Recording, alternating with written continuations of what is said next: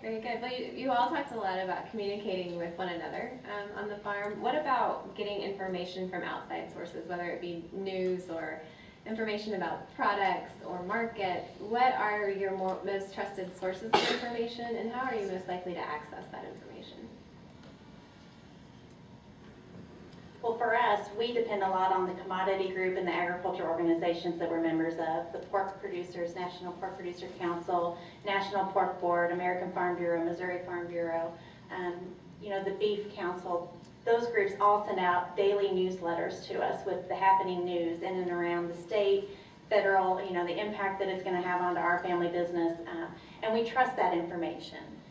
We also know a lot of the people who work in those offices, and so we do make a lot of phone calls into those offices if we have more questions, because we see them as an extended arm as our business. They are our lifeline, and they're watching out for us. They know what the markets are, they know what all the current legislation is and the impact that they think it could have for agriculture, and they're always looking for our feedback as well. Yeah, when we follow the NCGA and ASA, we know we'll get emails if we need to make a call on the same lines, and it's a very good connection to have. But the beauty of that is you can have it instantly all the time with you, and my biggest outlet is internet. If I'm looking for information on something, or if I get it, it's usually through an email, or I'm searching it on a website or looking it up. Has that changed across generations, looking at Kathy and Ken? Is that different, or? You mean, is it different as to where you get your information? Oh, sure. It's much faster now, and it's, you know, we can communicate back with the people, like Chris said, being informed about current Missouri legislation and that type of thing. I mean, just, you know, the internet, your BlackBerry, being able to access those people, so it's a lot faster. You can find out. And then, you know, you can talk over some issues with them. If you need to make calls or something like that, you can do it instantly.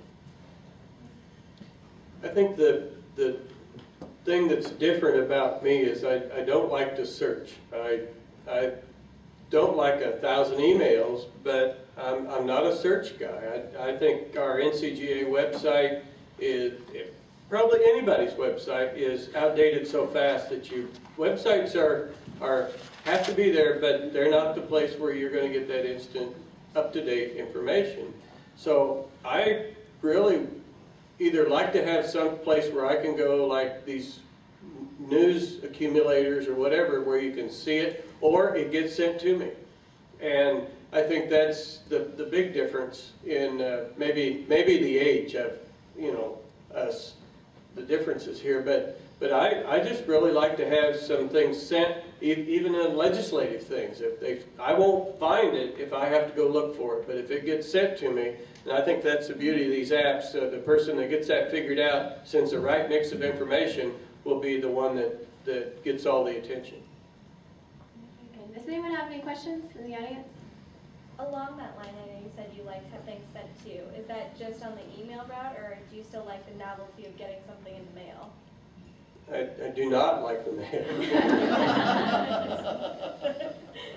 My days have changed so much that we used to just love to get the mail. It's always been late, so we've been at a disadvantage forever. Our mail used to never come till 2:30. Well, I get up in the morning now at 5:30. I pick this up. I read the Wall Street Journal, check the Facebook, check, well, the markets first and the weather. And also have the TV on at the same time and sitting in my easy chair with the first cup of coffee. Huge difference in the way I used to listen to the obituaries in bed at 6 a.m. when the local radio came on. And I'm sorry, but I don't know. My wife listens to that. I get up and watch the news, but it's a huge